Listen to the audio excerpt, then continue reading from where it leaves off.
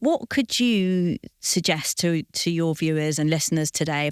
One key takeaway that you could give them to enable them to have that confidence just to get in front of the camera, what would that one key takeaway be? Never doubt that you have the ability to appear on camera and to absolutely crush it with your content. Some very well-established techniques that I can take people through to help them shine on camera. There's also the ability to use a script if you don't feel that you can remember what you want to say. There are ways to read from a teleprompter that don't look unnatural despite what people say. And what I would say is that the benefits are so profound because we're in a world now where artificial intelligence is dominating content everywhere.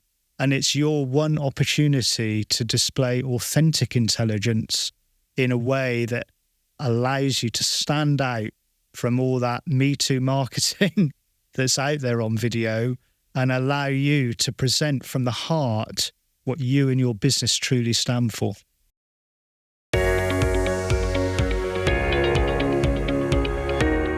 Small Biz Digital Media presents Connect, Convince, Convert, Inspiring Business Success Stories with Dave Bird, Steve Ennis and Martin Hill.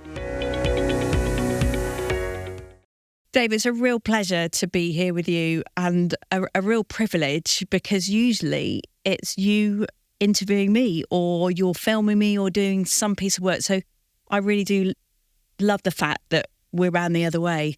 Absolutely. I think it's actually payback time for every guest that I've bossed around in the studio set. And it's such a relief to have a commute of something like 10 meters from our video editing suite, ironically going through one of the previous episodes on this show. I've known you for some years and it wasn't until I started having a quick look at your background. It's really interesting that you worked for the Environment Agency for a long period of time. And of course, you've had your work within the running field. Tell us a little bit, what leads you here to be doing what you're doing?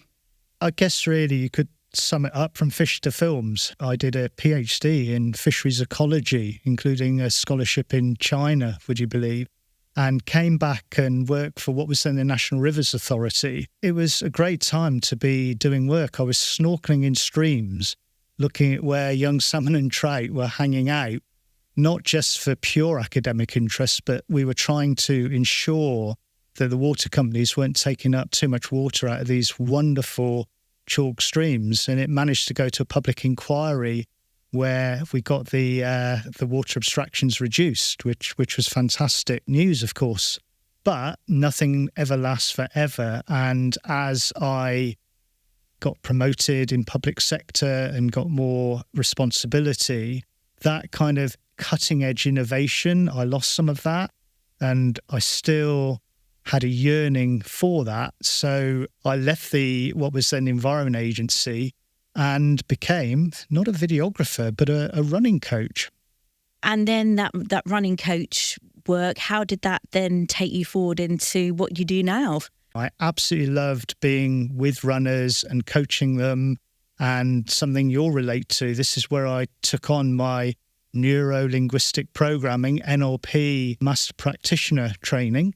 And that was really helpful because although runners, they were marathon runners, were very concerned about the 26.2 miles that they were running and training for, I knew that it was the 5 inches between their ears really that mattered the most and wanted to help them with that.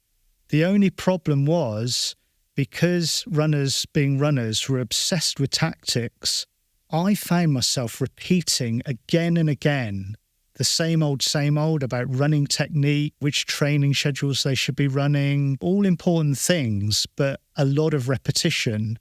And I thought, if I can get this on video, that would be fantastic because you've got on-demand content and then I could focus on the mental well-being to perform at a high level. And it's really interesting, isn't it, that as you talk about what goes on between our ears, you mention your NLP and the LP stands for the linguistic element. How then has the power of the words helped you in what you do right now? And I know that you're really inspired by Bob Dylan. Yeah.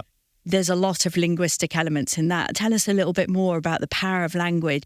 To have such incredible lyrics delivered with such incredible economy of language is something that I've tried to do when I'm working with clients. So inevitably, and you and I have had some history of this, the clients send me some wonderful scripts because their isms and ologies, what they do is I wouldn't begin to obviously know better than them about that, but it's getting it into that concise, rhythmic and well-delivered piece that really engages and keeps people watching the video. We had a video that we turned into a road less travelled metaphor because you've got a passion for bikes.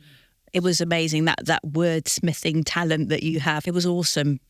I'm quite freshly inspired by Marcus Sheridan's book, They Ask You Answer, and I've just finished that. It talks about the power of video content. Not just video content, but content per se, that we use that much more effectively as small business owners. So I'd be really curious. You've read that book. Yeah. What have you got coming up and how are you using video content to help people like me to promote our businesses?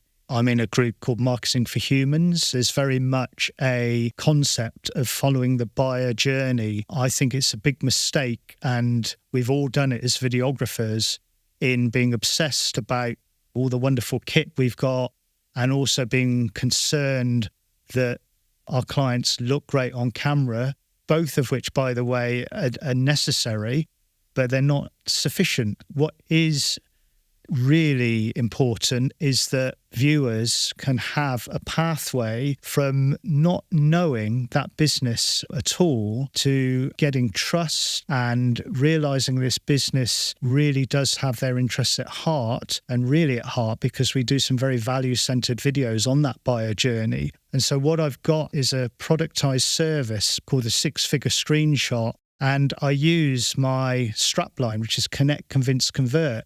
Because a quick story there is I went to the States and followed Digital Marketer, a big company that cover the buyer journey in their marketing, but they had no less than 12 steps. And I've got a PhD, but they were using words like advocacy and things like that. And I just thought it was a little bit posh and a little bit long-winded. So to cut it down to Connect, Convince, Convert, I thought made more sense to people. And that is split down into 3 steps under each of those stages. I've managed to find a few C words there that really powerfully convey what is necessary from that very initial stage when they haven't got any confidence to actually being absolutely blunt, having cash coming into their business. You've obviously got something really good to offer there. So using Marcus again as our inspiration, he talks about people going, oh, I don't want to be on camera, I don't want to be on camera. There's obviously a huge benefit to be doing that. What could you suggest to your viewers and listeners today? One key takeaway that you could give them to enable them to have that confidence just to get in front of the camera. What would that one key takeaway be? Never doubt that you have the ability to appear on camera and to absolutely crush it with your content. Some very well-established techniques that I can take people through to help them shine on camera. There's also the ability to use a script. If you don't feel that you can remember what you want to say, there are ways to read from a teleprompter that don't look unnatural despite what people say. And what I would say is that the benefits are so profound because we're in a world now where artificial intelligence is dominating content everywhere, and it's your one opportunity to display authentic intelligence in a way that allows you to stand out from all that Me Too marketing that's out there on video and allow you to present from the heart what you and your business truly stand for. That's great. And isn't it interesting? I just do suspect with artificial intelligence, we're all going to come out the same. But that authenticity, how lovely is that? Thank you, Dave. Thank you very much. This episode of Connect, Convince, Convert was produced by Dave Bird and presented by Liz Gate. Be sure to subscribe if you enjoyed it, so you don't miss any future shows.